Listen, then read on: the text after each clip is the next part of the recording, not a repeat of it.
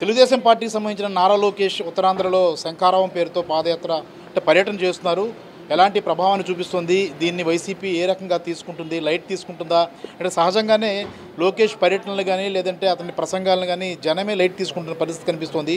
మరి ఇప్పుడు ఉత్తరాంధ్రలో ఆయన ఏ రకమైన ప్రభావాన్ని చూపిస్తారన్న దీని మీద మనతో వైసీపీకి సంబంధించిన ఉత్తర నియోజకవర్గ అభ్యర్థి కేకే రాజు గారు ఉన్నారు. సార్, లోకేష్ శంఖారావాన్ని ఏ రకంగా తీసుకుంటారు, లైట్ తీసుకుంటారా మీరు కూడా?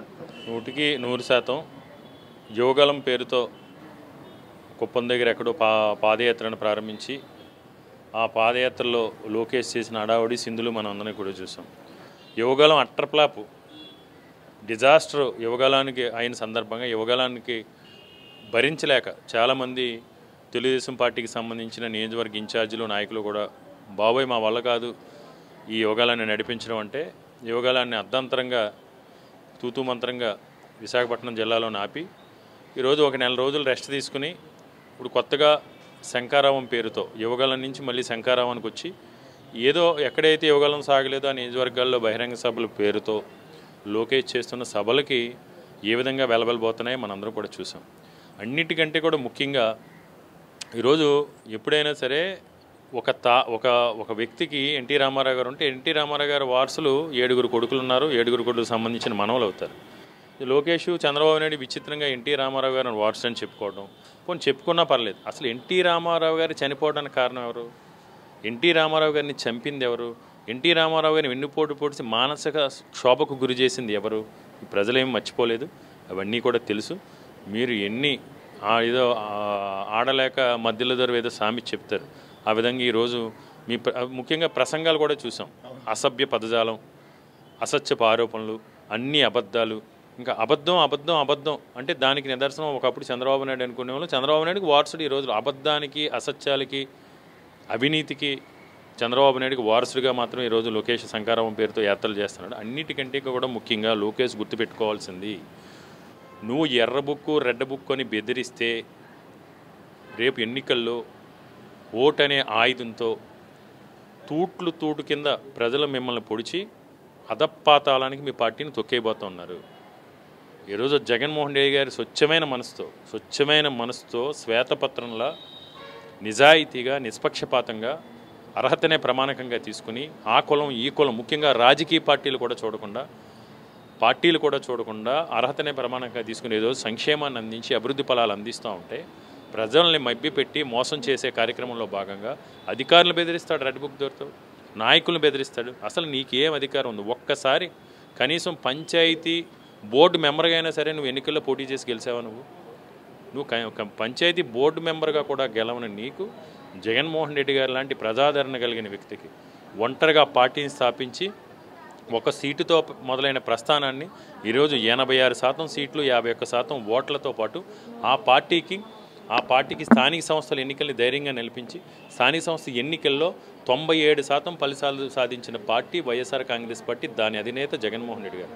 ఈరోజు 75 సంవత్సరాల స్వతంత్ర భారతదేశ చరిత్రలో గతంలో ఏ ముఖ్యమంత్రి కూడా కనీసం ఆలోచన కూడా చేయలేనటువంటి విధంగా విద్యా విధానంలో కానీ, వైద్య రంగంలో కానీ, మహిళా సాధికారత విషయంలో కానీ, పేదవాడి సొంతింటి కళని నిజం చేసే విషయంలో కానీ, సమాజ స్థాపన కోసం ఈరోజు జగన్మోహన్ రెడ్డి గారు తీసుకొచ్చిన అద్భుతమైన కార్యక్రమాలు సత్ఫలితాలు సాధించి పేదరిక నిర్మూలన జరుగుతున్న క్రమంలో నువ్వు మాట్లాడే సొల్లు కవర్లు వినడానికి ఎవరో కూడా ఇక్కడ సిద్ధంగా కూడా లేరు.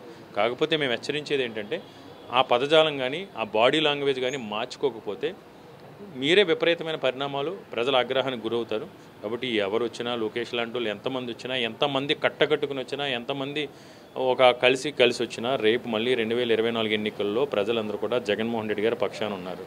వైఎస్ఆర్ కాంగ్రెస్ పార్టీకి ఫ్యాన్ గుర్తుపై ఓటు వేసి అఖండ మెజార్టీతో గెలిపించి మీకు చెంపపెట్టు లాంటి తీర్పునిచ్చి వైఎస్ఆర్ కాంగ్రెస్ పార్టీ అధికారాన్ని కట్టబెట్టి తెలుగుదేశం పార్టీని మళ్ళీ కనుమరుగు చేయబోతున్నారు ప్రజలు. అంటే లోకేష్ మాట్లాడే తెలుగు మనందరికీ తెలుసు. ఉత్తరాంధ్రలో కూడా అలాంటి శంఖారావం కాకుండా శంఖారావం అనేసి అనడం అలాంటివి జరుగుతూ వస్తున్నాయి. అదే తప్పులు మళ్ళీ దొరుకుతున్నాయి. ఉత్తరాంధ్ర ప్రజానీకం లోకేష్ మాటల్ని విశ్వసించే పరిస్థితి ఉంటుందా? ఉత్తరాంధ్ర ద్రోహులు ఎవరైనా ఉన్నారంటే అది తెలుగుదేశం పార్టీ, చంద్రబాబు నాయుడు. ముఖ్యంగా ఉత్తరాంధ్ర ద్రోహి ఎవరైనా ఉన్నారంటే చంద్రబాబు నాయుడు, లోకేష్. నువ్వు పారిశ్రామిక మంత్రిగా ఉండి, ఐటీ మినిస్టర్గా ఉండి ఏ మేరకు ఉత్తరాంధ్ర ప్రాంతాన్ని మీరు ప్రాజెక్టులు తీసుకొచ్చారు? మీరు కేవలం అమరావతి మీద భ్రమతో విశాఖపట్నానికి ఉత్తరాంధ్ర ప్రాంతానికి పెట్టుబడులు పరిశ్రమలు వస్తే అమరావతి అభివృద్ధి కాదు.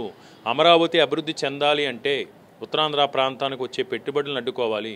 ఉత్తరాంధ్ర ప్రాంతాన్ని విశాఖపట్నం అభివృద్ధిని అనగదొక్కితే మాత్రమే అమరావతి అభివృద్ధి చెందుతుంది అని ఆలోచన ద్వారంతో మీరు 5 సంవత్సరాలు ప్రజల్ని మభ్యపెట్టి మోసం చేసిన పరిస్థితి వాస్తవం కాదా? మీరు అమరావతి కావాలా, ఉత్తరాంధ్ర ప్రాంతం కావాలా, అభివృద్ధికి సంబంధించి మీరు ప్రజల్ని కన్ఫ్యూజ్ చేసే విధంగా అమరావతి భ్రమలో పడి ఉత్తరాంధ్ర ప్రాంతానికి ద్రోహం చేశారు. ఉత్తరాంధ్ర ప్రాంత ప్రజలు లోకేష్ని కానీ చంద్రబాబు నాయుడు కానీ విశ్వసించే పరిస్థితుల్లో లేరు. తప్పకుండా లోకేష్ ఎక్కడ పెట్టినా, మా నియోజకవర్గంలో ఎక్కడ పెట్టుకున్నా సరే అతని ఆటలు అయితే సాగు.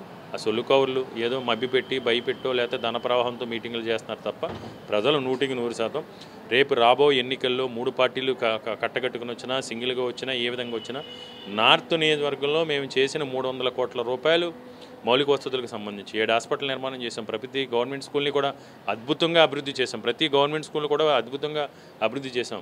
ఈరోజు రోడ్స్ కావచ్చు, మీ ప్రభుత్వ హయాంలో 58% ఉన్న లబ్ధిదారులను ఈరోజు 73.4% తీసుకొచ్చాం. సుమారు 3,000 కోట్ల రూపాయలు వివిధ సంక్షేమ పథకాల ద్వారా లబ్ధి చేకూర్చాం. 28,000 మందికి ఇళ్ల పట్టాలు ఇచ్చాం. ఈరోజు ఇనార్బిట్ మాల్ తీసుకొచ్చి 15,000 మందికి ఉపాధి కల్పించబోతున్నాం. ఏఎంసీ మాల్ తీసుకొచ్చి 3,000 మందికి ఉపాధి కల్పించబోతున్నాం. కొత్తగా కోట ఏరియాలో 5 కన్వెన్షన్ సెంటర్ శాంక్షన్ అయినాయి. దాని ద్వారా ఈరోజు ఇంకొక 5,000 మందికి ఉపాధి కలగబోతోంది. కాబట్టి నువ్వు ఈ చెప్పే సొల్లు కవులు నార్త్ నియోజకవర్గం వినడానికి ఎవరు కూడా సిద్ధంగా లేరు. నువ్వు లోకేష్ ఎంత ఎక్కువ మాట్లాడితే అంత మాకు మంచిది. చూసుకుంటాం కదా, లోకేష్ వ్యాఖ్యల విషయంలో చాలా లైట్ తీసుకుంటుంది వైసీపీ. లోకేష్ ఎంత ఎక్కువ మాట్లాడితే అంత మాకు మంచిదన్న ధీమాలో ఉంది. ఇప్పటికే ఉత్తరాంధ్రలో చాలా ప్రాంతాల్లో పర్యటించి అదే తరహాలో పాత తరహాలోనే లోకేష్ మాట్లాడుతున్న విషయాన్ని మనం చూస్తూ ఉన్నాం. చాలా విమర్శలు అయితే చేస్తున్నారు. ఇవన్నీ కూడా ఉత్తరాంధ్ర ప్రజలు పట్టించుకునే పరిస్థితుల్లో లేరు అన్న భావన అయితే వైసీపీ వర్గాల నుంచి కనిపిస్తుంది. కెమెరామెన్ మూర్తితో ప్రసాద్, ఐడ్రీ మీడియా, విశాఖ.